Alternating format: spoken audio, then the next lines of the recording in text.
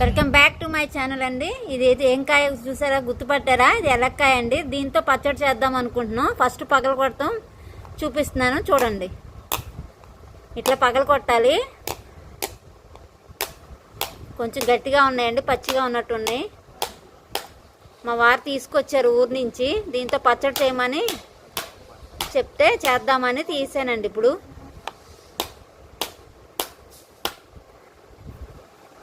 చాలా పచ్చిగా ఉన్నట్టుందండి, గట్టిగా ఉంది, పగలతలేదు. ఇప్పుడు పగిలింది చూసారా?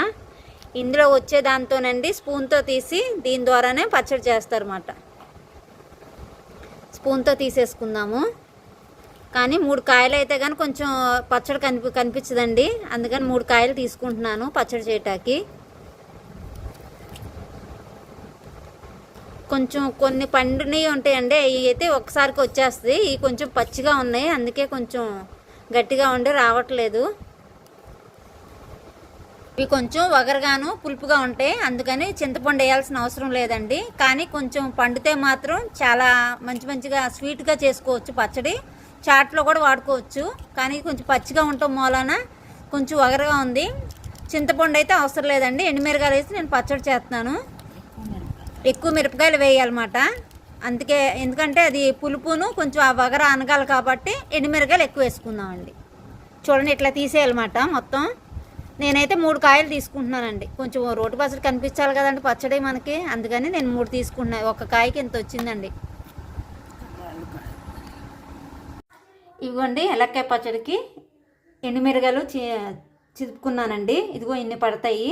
ఎందుకంటే అది కొంచెం ఇదిగా ఉంటుంది కదండి, పులుపును కొంచెం వగరం ఉంటుంది, అందుకని చింతపండు అవసరం లేదు. ఎండుమిరపకాయలు, జీలకర్ర, ఉప్పు, వెల్లుల్లిపాయలు ఇవి ఉంటే పచ్చడి రెడీ చేసుకుందామండి. ఇవన్నీ నూనెలో వేపేసుకుందాము, నీట్గా మిక్సీలో పట్టేసుకుందామండి.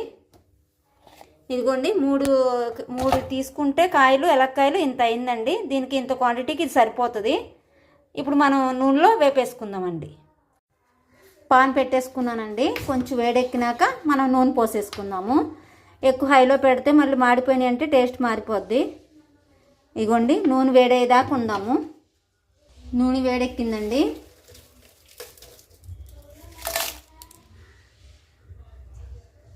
ఎండుమిరగాయలు వేసేసుకుందాము. చక్కగా స్లోలో చక్కగా నిదానంగా వేపుకుందామండి.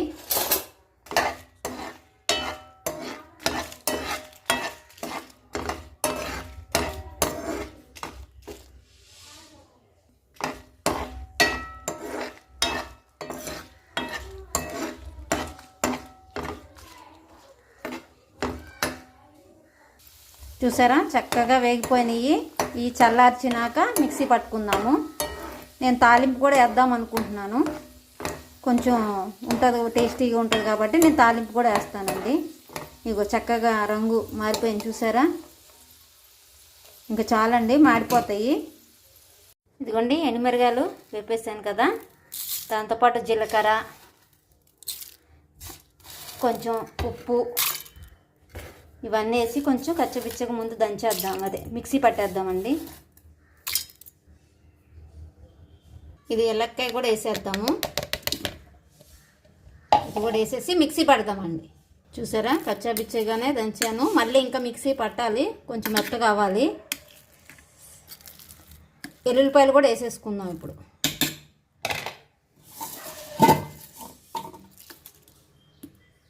వెల్లుల్లిపాయలు కూడా వేసుకొని కొంచెం మెత్తగా గ్రైండ్ చేసుకుందాము.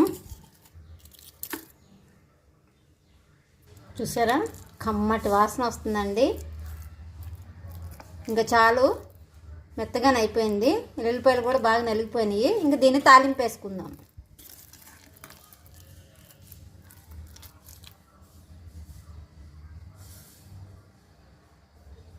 మిగిలిన నూనెలోనే తాలింపు వేసేసుకుందాము.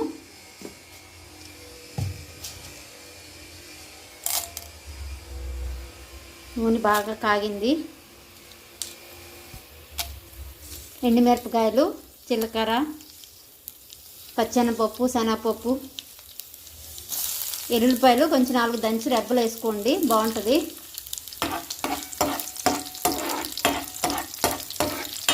కొంచెం వేగనేయండి.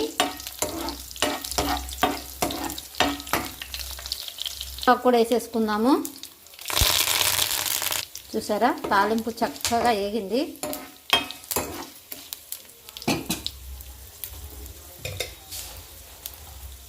ఇప్పుడు మనం పట్టిన పచ్చడి చక్కగా నూనెలో వేసేసుకుందాము. నూనెకి మొత్తం నూనె పట్టిద్దాము పచ్చడికి. అబ్బా భలే వాసన వస్తుందండి కమ్మడి. ఇదే ఫస్ట్ టైం నేను చేయటము.